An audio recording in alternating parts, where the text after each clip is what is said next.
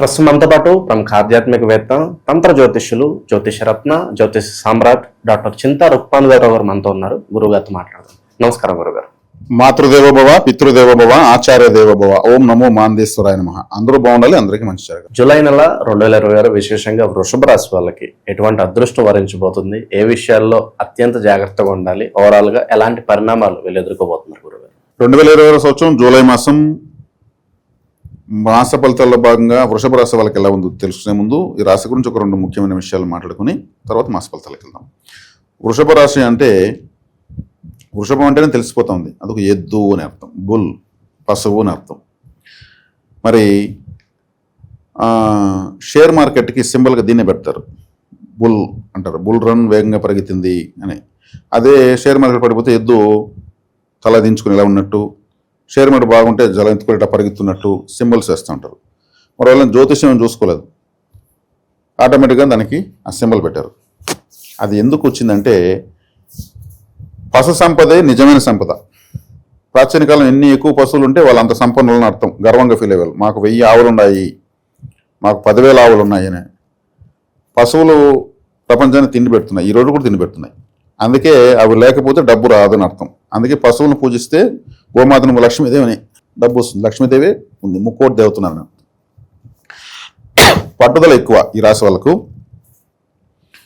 ఎక్కువ పట్టుదల. చిన్న విషయం కూడా కరెక్ట్గా జరగాలంటారు. ఆచితూచి ఆలోచించి, అంటే వెంటనే నిర్ణయం చెప్పకుండా ఆలోచించుకుని నిర్ణయాలు చెప్తారనమాట వీళ్ళు. వెంటనే చెప్పరు, నేను ఆలోచించుకొని చెప్తాను అనే మాట వచ్చే వాళ్ళంతా వృషభ రాశులు అని అర్థం. వెంటనే చెప్పే వాళ్ళంతా ఎవరు ఉంటారు? మిథున రాశి వాళ్ళు ఉంటారు. వాళ్ళు జాలీ కదా, కానీ ఎంత మనం అనుకుంది విన్నదంతా నిజం అనుకుంటారు. ఆలోచించుకొని చెప్తాననే వాళ్ళు వృషభ రాశి వాళ్ళు. అంటే నెమరు ఆవు తన మేతను మళ్ళీ గొంతులో నోట్లో తెచ్చుకుని నెమరు వేసి మళ్ళీ తింటుంది. అట్లా వీళ్ళు వెళ్ళి చెప్పినంత ఆలోచించి నెమరు వేస్తారు మొత్తం. ఓకే, లాభం ఏంటి, నష్టం ఏంటి అనేది, నాకేంటి లాభం అని ఆలోచించేటువంటి ఏకైక రాశి వృషభ రాశి. ఇప్పుడు ఫౌండేషన్ బాగుంటుంది. ఈ రాశిలో పుట్టిన, లగ్నంలో పుట్టిన ఎట్టో ఒకటి లైఫ్ని నిలబెట్టుకుంటారు. సాధ్యమైనంత వరకు ప్రేమ వివాహాలు జరుగుతాయి ఈ రాశిలో పుట్టిన వాళ్ళకు. సాధ్యమైనంత వరకు ప్రేమ వివాహాలు జరుగుతాయి. మరి ఈ రాశి అధిపతి శుక్రుడు మీన రాశిలో కానీ ఉంటే ఖచ్చితంగా 2 వివాహాలు జరుగుతాయి, దాంట్లో డౌటే లేదు. అధికారంగా ఒక మ్యారేజ్, అనధికారంగా ఒక మ్యారేజ్ ఉంటుంది. లేదా అధికారంగా ఇద్దరు భార్యలు కానీ ఉండేదానికి అవకాశం ఉంటుంది. ఎందుకంటే శుక్రుడు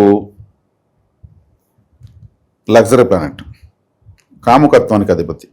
అందుకే ఈ రాశిలో, వృషభ రాశిలో రోహిణి నక్షత్రంలో శ్రీకృష్ణుడు పుట్టాడు. ఆయనకి ఎన్ని వివాహాలు అయినాయి? 8 భార్యలు, 16,000 మంది గోపికలు, మళ్ళీ రాధాదేవి. రాధా అనే ప్లేస్ ఉంది, రాధాకృష్ణులు అంటారు కదా. మరి ఎంత అట్రాక్షన్ ఆయనకి, వృషభ రాశిలోకి అట్రాక్షన్ అట్టుంటుంది.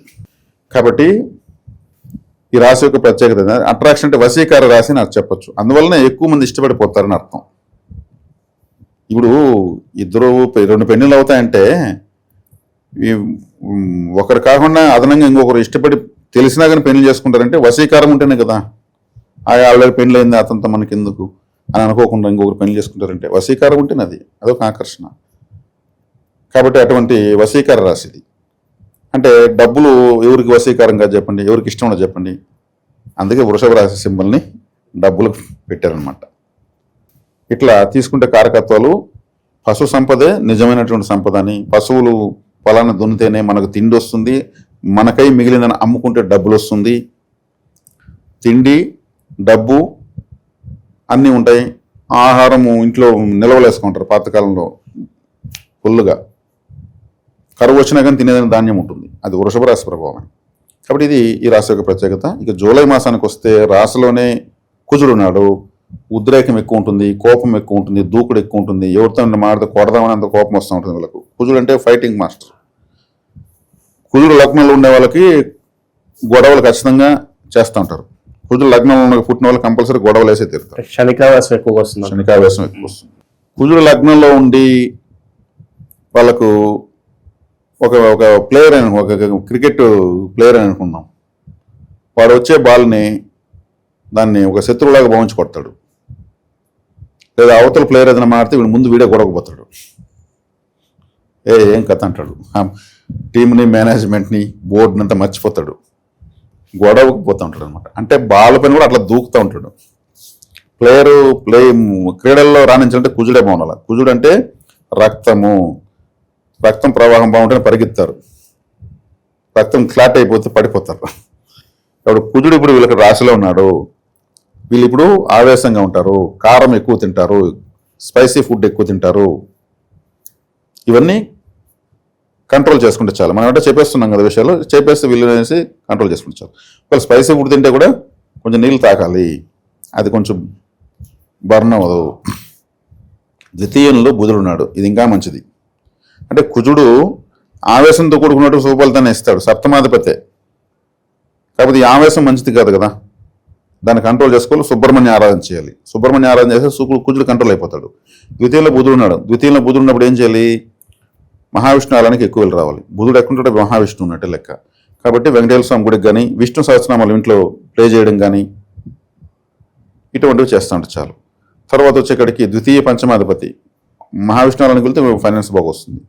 తర్వాత తీసుకుంటే వీళ్ళకు 3వ స్థానంలో గురువు ఉన్నాడు. 3వ స్థానంలో గురువు లాభాధిపతి తృతీయంలో ఉన్నాడు. చేసే ప్రయత్నాలు అగ్రెసివ్గా చేస్తారు, సక్సెస్ అవుతారు. లాభంలో శనేశ్వరుడు ఉన్నాడు, చాలా మంచిది. గురువు చూస్తాడు, ఇంకా మంచిది. అవకాశాలు కూడా వస్తాయి అంటారు, కొత్త అవకాశాలు వస్తాయి. 10వ ఇంట్లో రాహు ఉన్నాడు, అది ఇంకా మంచిది. ఒక కుజుడు జన్మంలోకి వచ్చి ఉద్రేకాన్ని, కోపాన్ని పెంచుతున్నాడు తప్పితే మిగతా గ్రహాలన్నీ బాగున్నాయి. 4వ ఇంట్లో శుక్రుడు, కేతు ఉన్నారు.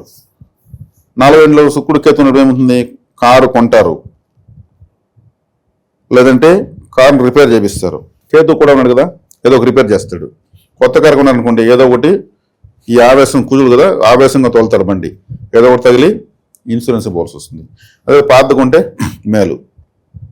ఇక్కడ సెకండ్ హ్యాండ్ కారు కండిషన్ అనేది కొనుక్కోవడం బెటర్. వాహన యోగము, భూయోగము, గృహయోగము, ఆస్తి యోగము ఉంది. ఇప్పుడు భూకారు కూడా రాశిలోకి వచ్చాడు కాబట్టి గ్రహాలన్నీ కూడా పొజిషన్లో ఉన్నాయని అర్థం.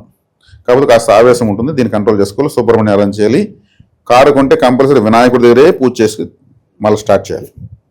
ఎందుకంటే 4వ ఇంట్లో కారు అనే ప్లేస్లో కేతు ఉన్నాడు. విఘ్నేశ్వర ఆడ ముందు ఆలయంలో పూజ చేసి నైవేద్యాలు ఫుల్గా సమర్పించి ఎక్కువ మంది పంచాలి. కారు కొన్నాము ప్రసాదం, కారు కొన్నాము స్వీట్స్, కారు కొన్నాము స్నాక్స్, ఫుల్గా పంచాలి. వినాయకుడికి ఫుల్గా పెట్టాలి, పంచాలి. ఆ తర్వాత కారు స్టార్ట్ చేసుకోవాలి. అది గుడ్డుగా ఎత్తుకుని ఏదో ఒకటి తగులుతుంది. వృత్తి, వ్యాపార, ఆరోగ్య పరిస్థితి అండి గురుగారు. ఆరోగ్యం అంటే ఇప్పుడు జన్మంలోకి కుజుడు వచ్చాడు కదా, హై బీపీ పెరిగేదనే అవకాశం ఉంది. దాన్ని కంట్రోల్ చేసుకోవాలి. కారంతో ఉన్న ఆహారం తక్కువ తినాలి. మెడిటేషన్ ఎక్కువ చేయాలి. మెడిటేషన్ ఎక్కువ చేయడం కోపం కంట్రోల్ వస్తుంది, సెల్ఫ్ కంట్రోల్ పెరుగుతుంది. ఇది ఆటోమేటిక్గా అన్నిటికీ సపోర్ట్ అయిపోతుంది.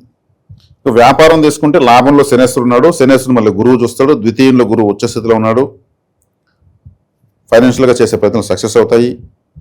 అదేవిధంగా 10వ స్థానంలో రాహు ఉన్నాడు. వృత్తి స్థానంలో చాలా తెలివితేటలు ప్రదర్శించగలుగుతారు వృత్తిలో. రాహు అంటేనే ఒక కన్నింగ్ ప్లానెట్. తెలివిగా ఇప్పుడు ఒక వస్తువు క్వాలిటీ సర్లేదనుకోండి, లేదు అది ఇంకేదో డ్యామేజ్ పీస్ అనుకోండి, ఆ వస్తువును ఫోకస్ చేసి ఇప్పటికీ ఈ వస్తువు కోసం 100 మంది అడిగారు, అబ్బో అంత ఉందా అనేసి వాళ్ళు కొనేస్తారు. వాళ్ళేం ఆలోచించాలి? కొనేవాళ్ళు 100 మంది అడిగారంటే 100 మంది కొనలేదని అర్థం కదా, అందరూ రిజెక్ట్ చేశారని అర్థం. ఇతను 100 మంది రిజెక్ట్ చేశాడని చెప్తాడా? చెప్పడు. కానీ వచ్చినది దీన్ని అడుగుతున్నారని చెప్తాడు. అంటే దీన్ని అట్రాక్షన్ పెంచుతాడు అటువైపు. కానీ అవతల వాళ్ళు కానీ ఇంటెలిజెన్స్గా ఆలోచిస్తే 100 మంది దీన్ని అడిగారు, తీయలేదు అంటే డిమాండ్ ఉంది, దీనికి డిమాండ్ లేదు. లేదు కాబట్టి 100 మంది రిజెక్ట్ చేస్తారు. 101 వల్ల మనం అంటే ఆలోచించడం. అంటే రాహువే ఇట్లాంటి లాజిక్స్ చేసేది, ఇట్లాంటి మెసబరిజం చేసేది రాహువే. 100 మంది అడిగారన్నా అది సేల్ కాకుండానే ఉందని ఆలోచించగలిగితే అది డమ్మీ పీస్ అని అర్థం. లేదండి ఇది అయిపోయింది, చివరి పీస్, ఇది కూడా వేరే వాళ్ళు అడ్వాన్స్ ఇచ్చేసారు, మీకు లేదు అంటే అది ఒరిజినల్ అనమాట. అంటే వ్యాపారంలో ఇటువంటి మాటల మాయాజలం రాహు చేపిస్తాడు. కానీ 10వ ఇంట్లో రాహు ఉండేవాళ్ళు ఏదో ఒక మ్యాజిక్ చేస్తుంటారు. వాళ్ళ లైఫ్ అంటే ఒక లాజిక్, మ్యాజిక్ అనుకుంటూ ఉంటారు. కాబట్టి బాగుంది, పొజిషన్స్ అంతా బాగున్నాయి. కుజుని కంట్రోల్ చేసుకోవడం, కేతుని కంట్రోల్ చేసి నేను పరిహారాలు చెప్పాను. ఇక చివరగా విద్యార్థులు, నిరుద్యోగుల పరిస్థితి గురుగారు. నిరుద్యోగులు తీసుకుంటే నిరుద్యోగులకు బాగానే ఉందండి. ద్వితీయ ధనస్థానం బలపడిందంటే నిరుద్యోగులకి అన్ని వర్గాలలో బాగున్నట్టే. ఇక విద్యార్థులు తీసుకుంటే 4వ ఇంట్లో రాశాధిపతి ఉన్నాడు, అక్కడే కేతు ఉన్నాడు. ప్రతిరోజు వినాయకుడు తిరుగుతున్నారు పిల్లలు, చక్కగా పుస్తకాల బ్యాగ్ అడి పెట్టినారా, స్వామిని నమస్కరించారా, అరగుంజుల్లో ఒక 5 తీసారా, పోతా ఉంటే చాలు. విద్యాస్థానంలో కేతు ఉంటే వినాయకుడు అని అర్థం. కాబట్టి విద్యా గణపతిని పూజించడం మంచిది, సరిపోతుంది. సింపుల్. విద్యార్థులకు ఇంతకు మించి ఏం అవసరం లేదు.